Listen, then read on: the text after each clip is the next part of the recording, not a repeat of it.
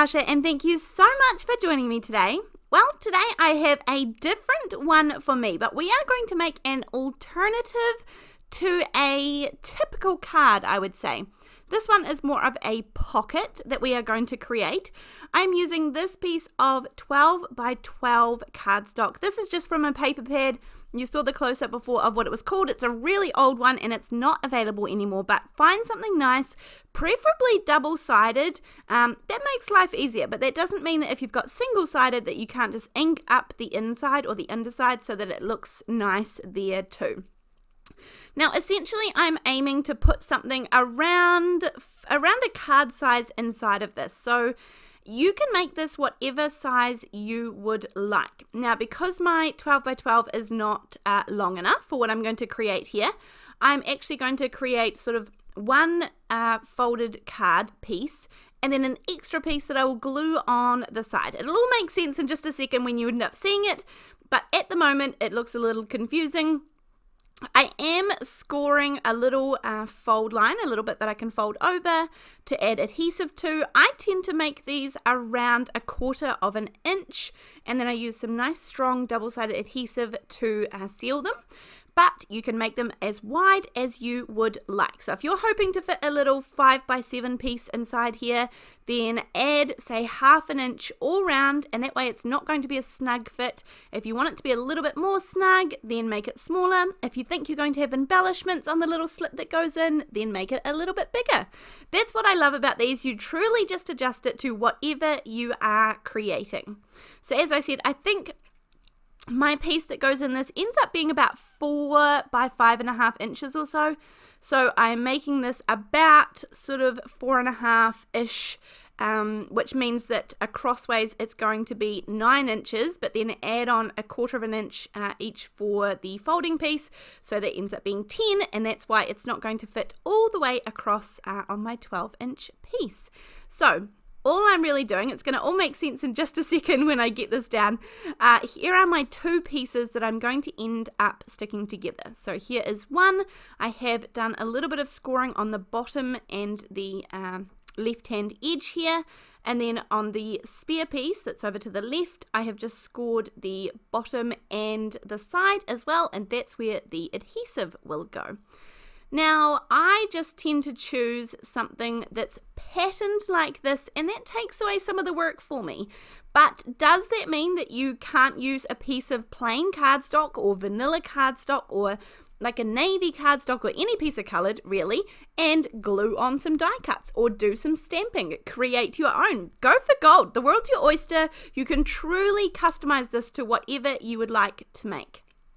Now, what I like to do here is I am measuring. It doesn't matter what you measure. I just like to make it the same on both sides. So I think I'm going roughly about 3.5 or so inches down, and then I'm just drawing a straight line from that 3.5 inch mark all the way to the top. Now, I don't need both of the little scraps down the bottom here, so you can see how this is kind of starting to come together. It's really very simple. I'm just not very good at explaining things, but hopefully with the video, then you'll be on track. So you can see that there's one flap down the bottom that I need to adhere, and then one flap on the that right-hand piece that will join up.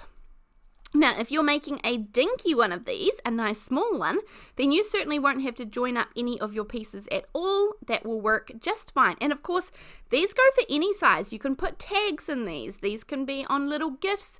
These can be something that fit a gift card. These can be just, as I said, an alternative to a normal card. You could put a normal card inside of this instead of an envelope. I mean, obviously that's not going to go through the mail necessarily very well, as I've got it here, but all good options. So you can see here, this is really just sort of like a trifold, I guess, a trifold card.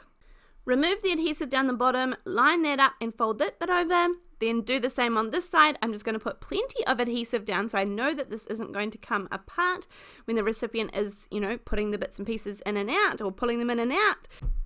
And then from here, this is sort of the fun bit. Once you've got the base put together, give or take, we can add whatever we want. We can sort of go wherever we want from here. So for mine, you can see I've got my pocket sorted. I am going to round the top corners of this just because I think it gives it a little bit more of a softer look. And that is going to be my little pocket, not finished, we're going to add to it. But you could finish it there, but we're going to add. But in the meantime, we are going to work on the insert as well. And for my insert, I chose to go with some vanilla malt cardstock. This is something I was trying out recently for card bases and things like this. And I really like it. It puts me out of my comfort zone a little bit, not just starting with white, because white would be the easy option. But yeah, I'm happy. I'm really loving the vanilla malt color. I'm sure there's lots of different brands out there that do it. This is just the one that I chose. I like that this is heavy enough that I can use it for a card base as well. So here's the start to my insert. I'm going to round the corners as well. Then I'm going to, if you wanted to, you could add in this is the scrap that we cut off. You could glue that on. That would look gorgeous too. But I'm going to take the Winter Borders die set. This is by Spellbinders. This is an older one. It's definitely still available, which I will have everything linked down below as per usual. But I'm going to take a few of the borders out of these and use them for different bits and pieces. So number one, I'm going to put this one here on the left. Now this is going to cut and leave a gorgeous decorative border. These are all completely optional. This is just how I'm doing this one. Then I'm going to cut an extra little piece of the vanilla cardstock and do another die with that. And then this one is sort of a squiggly one. Cut another extra piece and run that through too. So this is what I'm left with out of all of those three. Now this is actually the leftover bit on the very right hand side that I just tried. That could be fun too. But I'm going to take this little strip and pop that down there.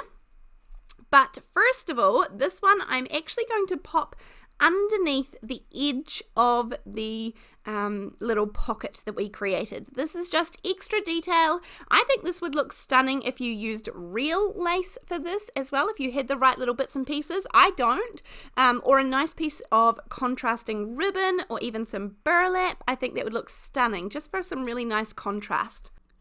So go through your die stash, have a look and see what you've got with border dies, see what you can create, see if you've got some edge dies, or just go through your stash, even some leaves or some florals or something coming off the edges, or something that you could put even tone on tone, just like I'm doing here, can give it just that extra little bit of oomph. I know I don't need to write a whole lot on this little insert. This is going to be a gift card attached to the back of this as well, so I'm not too worried about taking up space or not having enough space to write. So it just depends, and you will generally know when you're creating something like this who it's going to or what the occasion is for, or if someone else is choosing it, then they just will or will not choose this if they know they need more space. So it doesn't really matter. I know I don't need too much here. I have this gorgeous little stamp set. I'm going to put There Is Always a Reason to Celebrate in the center, a nice little stamp. This is a great one for the front of cards, but also for the insides. Now this one is obviously going on the insert, so that's going to work perfectly too. And then just for a little finishing touch, I'm going to have a little sort of pull tab so that you can take it in and out really easily. Now I'm choosing to use a little bit of twine. It's sort of a red burgundy twine that goes with the outside design of the cardstock. And I'm also going to run some gold thread in it too. I must admit, having gold thread and maybe silver, I only have gold, but I really do find it something very handy to have in my little craft space. It goes really nicely wound around some cards for an extra little bit of texture. I'm finding it very useful, particularly recently. So I've got a lot of these strands put together. I just want it to be a nice chunky little thing that we can grab hold of at the top. I am going to use my design ruler. This is just the Tim Holtz design ruler, and it has one of the sides is 0 centered. So that means you can easily and quickly find the center of your whatever you're working on. So that means that when I wanted to punch the hole, I can quickly get it nice and centered and then pop this through the top, cut it off so that it's just like a little tassel, and then that's really easy to pull out the top. This one in particular is going on a little hamper, a little gift hamper that I have made. So this will just sort of sit inside with the hamper, and then once I wrap it all up in cellophane and all sorts of lovelies. But I hope you've enjoyed this little alternative today to a normal style card. Thank you so much for joining me. As usual, I'll have everything linked down below, as well as all the other links to the bits and pieces you might like. and I will look forward to seeing you in the next video. Thanks, bye!